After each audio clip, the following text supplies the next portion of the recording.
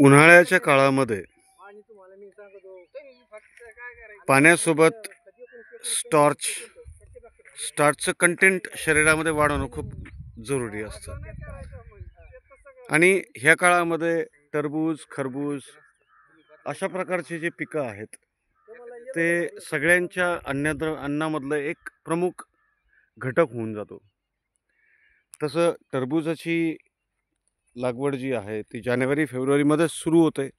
आता बऱ्याचशा ठिकाणी टरबूज 3-3, 4-4 किलोचे बनलेले आहेत आणि काही सीझनमध्ये थोडासा उशिराही लावतात, जसं फेब्रुवारीमध्ये ज्यांची लागवड झालेली असती किंवा जानेवारीमध्ये. अशाच आपण एका बागामध्ये आहोत जे आपल्या नियोजनामध्ये आहे. तर आपण शेतकऱ्याशी चर्चा करूयात. योगेश म्हस्के साहेब चर्चा करतील की आतापर्यंतच्या नियोजनामध्ये काय काय केलेलं आहे आणि आता भविष्यामध्ये जसं जसं ऊन वाढतंय तसं तसं कोणत्या कोणत्या समस्या येऊ शकतात आणि त्या समस्यामध्ये काय करायला पाहिजे. राम राम. राम राम फडेराव. राम राम राम. नमस्कार शेतकरी मित्रांनो. आज आपण गाव शकटा, तालुका शेवगाव शेवगाव, डिस्ट्रिक्ट अहिल्यानगर, अहमदनगर या जसं आपण पाठीमागं याच गावामध्ये पांडुरंग महाराज गरड यांच्याकडं पण असंच आपण याच म्हणजे पपई आणि टरबूज, पपईत आंतरपीक टरबूज याच्यावरती एक व्हिडिओ काढलेला होता.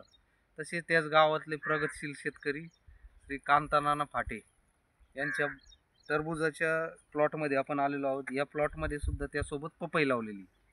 मामा, ज्या वेळेत आम्ही तुमच्याकडे आलो होतो त्यावेळेत कशी होती परिस्थिती? प्लॉट बारीक होती, टरबूज बारीक होती. आणि पपई कशी होती? पपईवर व्हायरस वगैरे आलेला होता? व्हायरस नाही, पण बारीक होती, बरोबर एकदम बारीक होती आहे की नाही? पानं गुंडाळलेली होती थोडे थोडे. बरं, मग आपण जी ट्रीटमेंट केली त्याच्यामधून तुम्हाला काय काय वाटलं? म्हणजे काय काय? पपई चांगली झाली आणि टरबूज बी चांगली झाली. आता वेल तुम्हाला पाहिजे त्या प्रमाणात आता वाढायला लागलं ना. आपण आपल्या ट्रीटमेंटमध्ये काय केलं होतं मामा त्यावेळेस, पहिल्या वेळेस? जसं आपण जानेवारीच्या शेवटी आपली ट्रीटमेंट सुरू केली होती, आपण काय काय केलं होतं? औषध सोडली होती, तुमचेच औषध घेतले आपण. औषधं दिले होते. त्यासोबत जो व्हायरस अटॅक होता त्यावेळी, व्हाईट फ्लायचा जो अटॅक होता त्याच्यावरती आपण काही केमिकल म्हणा काही औषधीमधून आपण त्याच्यावरती हे केलं होतं, रिझल्ट मिळवलं होतं. त्याचसोबत आपण आता पपई आणि टरबूज किती दिवसाचे झाले? 2.5 महिने झाले. 2.5 महिन्याचे. 2.5 महिने. आणि पपई आपण आणली त्यावेळेत किती दिवसाचं रोप होतं? ते काय समजा एक 6-7 दिवसाचं, 7-8 दिवसाचं असं. 7-8 दिवसाचं. 2.5 महिन्यामध्ये आपली बऱ्यापैकी पपई वर आली, सोबत टरबूज. आता टरबुजामध्ये आपण बघतोय शेतकरी मित्रांनो, प्रत्येक वेलावर काही ठिकाणी गुंड्या सेटिंग झालेले आहे, काही ठिकाणी 5-5, 6-6 कळ्या निघतात, काही ठिकाणी जास्त पण आहे. एका फांदीला 5-5, 6-6 कळ्या. मामा, आता याच्यामध्ये आता तुम्हाला काय अपेक्षा? तुम्हाला काय वाटतं कसं उत्पादन पाहिजे? टरबूज किती व्हायला पाहिजे? कारण 1 एकरचा प्लॉट आहे आपला. तुम्हाला काय अपेक्षा आहे? किती उत्पन्न निघायला पाहिजे याच्यातून? अंदाजे एक आपलं अंदाज तर आता काय. तर तुम्ही बाकी शेतकऱ्यांकडून ऐकलं असेल ना की एका एकरामध्ये किती उत्पादन करायचं? मला 10 टन पाहिजे, मला 15 टन पाहिजे, मला 20 टन, असं काहीतरी शेतकरी कुठलंही पीक लावताना कारण एकरी शेतकऱ्याचं उत्पादन 5 टनापासून 50 टनापर्यंत होतं. काय 10-15 टन निघलं तरी असंच. मग 10-15. आणि आता जे आपण लावलेलं आहे का मामा, आता ह्या वेळेत बाकीचे जे टरबुजाचे प्लॉट आहे ते हार्वेस्टिंग होत चालले, म्हणजे शेवटच्या टप्प्यात आपण येणार आहे. आणि आपण ज्या वेळेत काढायला येऊ जे तेव्हा टरबूज मार्केटला कमी राहील, त्यामुळे आपल्याला भाव पण चांगला मिळेल. आपलं टरबूज एप्रिल-मे मध्ये येईल. आता एप्रिल मध्ये चालू होईल एकदम मोसम मध्ये, म्हणजे ते खायची वेळ आहे त्यावेळेस. आणि त्यावेळेस जर आपलं चांगल्यापैकी उत्पादन निघलं तर तुम्हाला काय वाटतं? आम्ही जी वेळोवेळी ट्रीटमेंट देतो त्याच्यातून तुम्ही समाधानी आहे का नाही? तेच मेसेज द्यायचा आपल्याला, बाकी काही नाही. व्हिडिओ हे तुम्हाला पुढच्या हप्त्यात जर आले तर तुम्हाला सर्वांना हिरगार दिसणार. सगळं झाकलेलं राहील, झाकलेलं दिसणार. आणि आपण याला आता जसं टरबूज लागतील 1000 किलोच्या आसपास होतील किंवा 500 ग्राम 1 किलो, त्यावेळेस आपण याला परत अजून पुढं त्याच्या वाढीसाठी आपण काही प्रयत्न करूयात. म्हणजे आपण काही ठिकाणी आम्ही व्हिडिओ काढले मागच्या वेळी, 1 ते 1.5 किलो टरबूज आम्ही 8 दिवसामध्ये वेटला वाढवलेले. आपला व्हिडिओ पण आहे चॅनलवरती. आपण डोनगाव भागामध्ये, पैठण तालुक्यामध्ये प्रत्येकी आम्ही 1 किलोचं फळ 2.25 किलोवरती नेलतं. 1.5 किलोचं फळ आम्ही 3 किलोवर नेलेले. रामेश्वर तांबे म्हणून शेतकरी आहेत, फळ 3.5-4 किलोवर नेलेले एक 8 दिवसाच्या दरम्यान. त्या पद्धतीत आपण पुढे ट्रीटमेंट करू.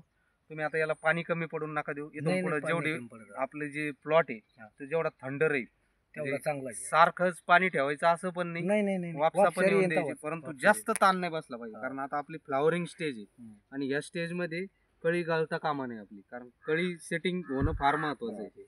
यासोबत आपल्याला आता जी मधमाशी येते याच्यामध्ये, तर ही मधमाशी कुठं डिस्टर्ब होणार नाही अशा फवारण्या घ्यायच्या.